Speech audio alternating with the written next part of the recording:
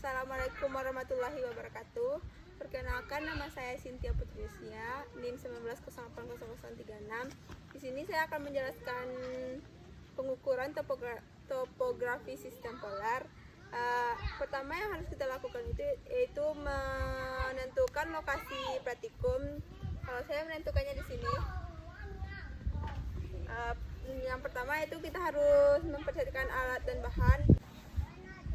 Pada praktikum ini kita harus mempersiapkan keselamatan kerja seperti memakai helm, sepatu, dan mempersiapkan alat dengan lengkap.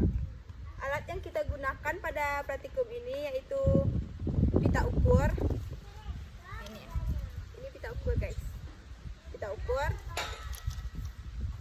penukur atau bambu atau patok kayu. Jika tidak ada penukur, kita menggunakan bambu atau patok kayu.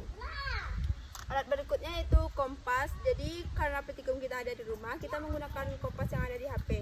Dan alat yang satu lagi itu kronometer. Baiklah, untuk langkah pertama yang kita lakukan pada praktikum pengukuran topografi sistem polar ini, kita harus menentukan dulu titik P atau titik dasar dari pengukuran ini.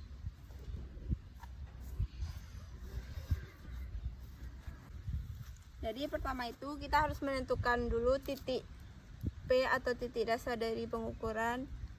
Di sini saya menggunakan batok kayu, kayu. Untuk titik kedua, kita menamakannya titik P1 yang kita letakkan searah dengan titik P tadi. Jadi saya akan meletakkan P.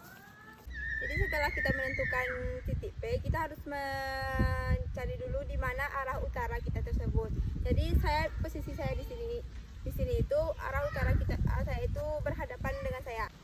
Jadi pada pengukuran ini, setelah kita menentukan titik P1, P dasar dan P2, kita akan mencari atau membaca sudut miring, sudut horizontal, dan melakukan pengukuran jarak dari P1 ke P dan P1 ke P2 dan P ke P2. Jadi sini saya akan melakukan pembacaan sudut miring dan horizontal menggunakan kronometer yang ada di HP. Pertama-tama kita harus berdiri dulu di titik tengah atau titik P yang ada di tengah-tengah titik P1 dan P2. Membaca kronometer itu kita harus sejajarkan dengan mata dan arahkan ke titik yang akan dibidik.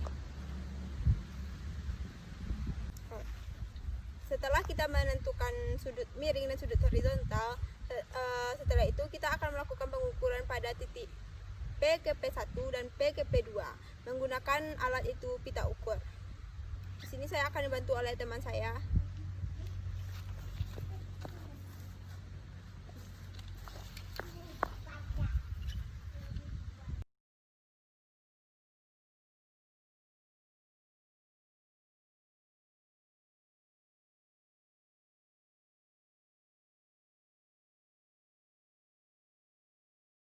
Jadi setelah kita melakukan pengukuran dari titik P ke P1 dan titik P ke P2, begitu juga seterusnya sampai 6 titik membentuk segi 6.